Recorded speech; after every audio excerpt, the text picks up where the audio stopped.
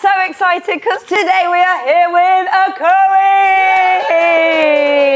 So Ocoee joined Lasting Lemons in October 2024 as a content creator and has already made a huge impact. She's worked doing content for brands such as Dash, BioMe, Bear Bells, and many more. Outside of work, she's also built an impressive personal TikTok following with nearly 10k followers.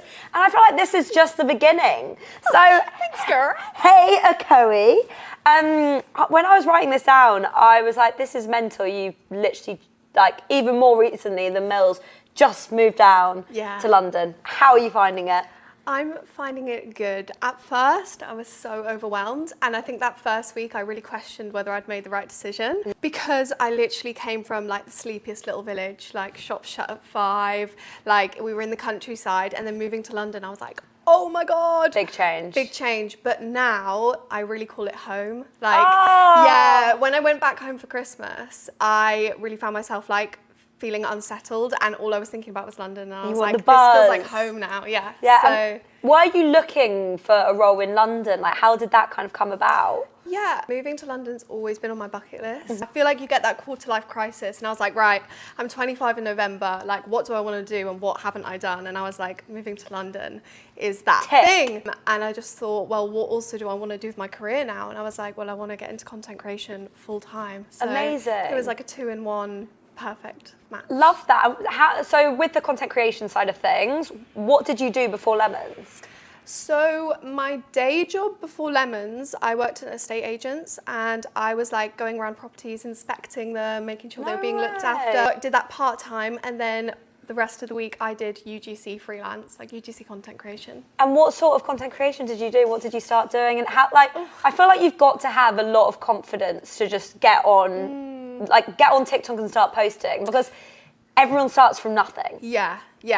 I think, to be fair, I've always done things online, like just as a passion. So like I used to write a blog, like I've had a foodie Instagram account, I did YouTube for a little bit, and like it kept coming back to being online. And what advice would you give other people then wanting to get into content creation? I would just say, like, you've just got to start filming things, and you've got to not be a perfectionist, because like when you start, your content is going to be rubbish. Like that's just how it goes. So you've just got to keep doing it and get better that way.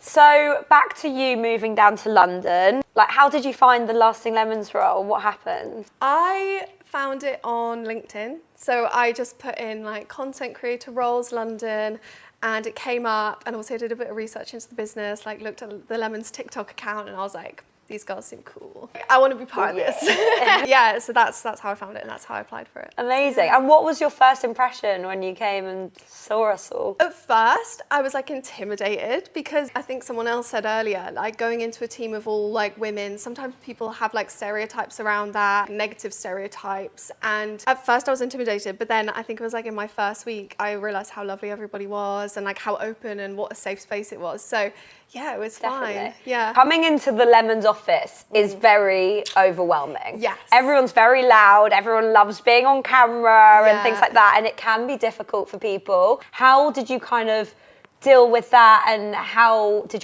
your mindset kind of changed about that? Yeah, I think for me personally, with like content creation and all of that, I'm like such a perfectionist. Whereas when you come to a role like this, it's so fast paced, you don't have time for that. Yeah. So I think when I first started, that's what overwhelmed me. I was like, I don't have enough time to do this or produce this. And then suddenly you realize, like, actually it's not about that. Your content is fine, you just need to keep going, keep the flow going. And you are the content queen. So when you moved down to London, you obviously did you know anyone? No, I've got one friend, but she's like an hour away. But you're now doing this walking group. Tell me about that. Yeah, so I love meeting new people and making friends. And obviously when I moved here, I was like, I need to make new friends. And I also love being in the outdoors and things like that. So I was on TikTok, and I found a hiking TikTok, and a girl in the comments had said, oh, does anyone know of any walking groups in London that we can go on hikes with? Because I want to do it, but none of my friends want to do it.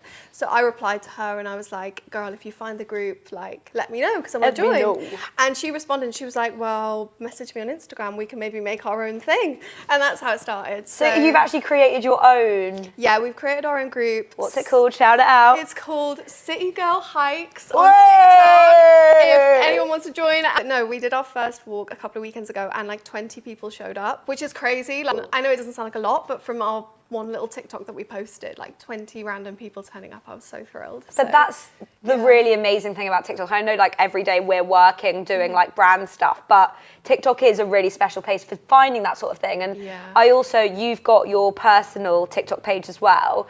And you talk actually about a lot about having rosacea, is that how I say it? Yeah, rosacea, yeah. You must have a lot of confidence to be able to go onto a platform and start speaking about your skin. I'm so used to it now because I grew up with it. I feel like since I've got to this age, I don't know if it's my frontal lobe developing, but I care so less about things now. So it's such a good thing, though, a good way to look about it. And I think a lot of people with working content creation, you could almost give out the impression that you care a lot about what you look like and things like that. But actually, it sometimes makes you care less. Yeah, and I think as well, like authenticity online is like people love it now. Like people are steering away from like that perfect like influencer vibe and like really love people who are more real. So yeah, definitely. And have you found that there's been any big challenges that you face within your career being a woman? I think if there was like one thing I could change and that I would change about myself is like the need for you to be more polite as a woman in the working environment, because I get annoyed with myself at how many times I say sorry or how many times I like go, oh, if you could, like,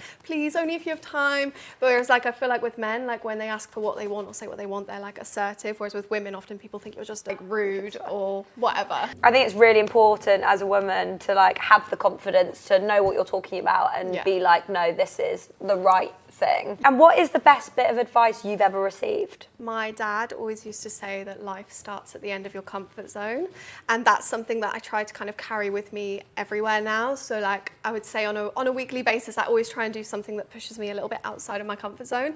And it's sometimes scary, but like the opportunities that you get from that are like unreal. So what's on the list of out of comfort zone? What's next? With this walking group, I would love for it to go like international. So like I would love to do things like retreats and stuff like that. Sick. And I think like hosting a group of people in another country for something like that would be so out of my comfort zone, but would be so fun.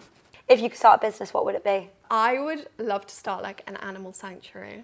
Rehoming animals that haven't been treated well, or like animals that have had like their habitats like ripped away from them. And if you ran a business, so if you ran this animal sanctuary, what would be a non-negotiable about running this? I would definitely have like mental health days. So if somebody was having a really bad time, they could have the day off, use it as their mental health day. But a part of that would be that the rest of the team would like pull together and cover any like very urgent tasks that they had that day, because sometimes you need to take time off, but the stress of knowing that your other tasks aren't getting done at home almost like cancels out the positive. Yeah, exactly. Yeah. So that is something, I don't know how it would work, but that is something I'll try and make work.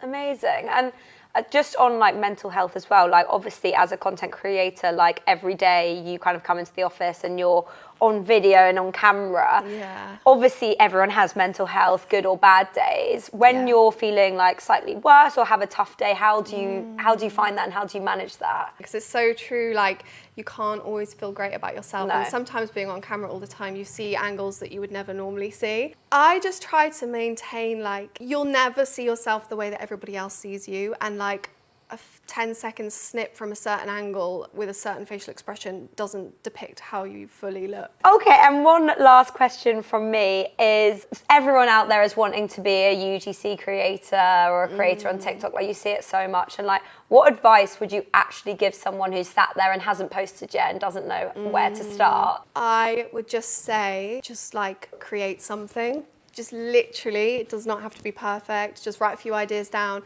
film what you want to talk about, like give it a go, and you'll progress from there, really. And things do progress so much quicker than you think. Like you think you might have to be doing it for 6 months before you get a job or whatever, like, but it's not the case. Like the power of TikTok and the power of the internet is insane. The power of TikTok. Yeah. And I think as well, like a lot of people say, oh, it's saturated, but like, you are so unique, and like there's no other person that is you, and brands will always be looking for people. So yeah. Love that. Also, you've got to climb the cringe hill. Oh my God, so honestly, right, when I first started UGC, it was so cringe because my ads were popping up for people at my workplace. I've had like people come up to me in the gym and be like, oh, I saw you like cleaning your shower on a video and stuff. So it's like you've got to climb that. You've got to climb, everyone's had to climb Cringe Mountain. Yeah, exactly. Everyone's had to have climbed it and come over the other side. Okay, so new question. Dinner party, you're allowed 3 guests, 3 women, dead or alive. Who are you having? Okay. Mine are all content creators, but I think that's quite cool in itself because I think it's something like 76% of influencers that are getting paid on TikTok are women, which is crazy. Like it's one of the industries where it's actually female dominated. Mine would be Ira May, because she just comes across so genuine and kind, and I think she's really like stuck true to her values since she's become big. Summer Fox, because she's just so like real. Yeah, she keeps it real, she keeps it funny, like I love her. And also Ellie Evelyn, she's a fashion content creator, but again, she's just so funny and she's just herself. She's amazing. So yeah. Amazing. Oh, well, thanks so much, girl. You're welcome. I'm proud of you as always. Peace out.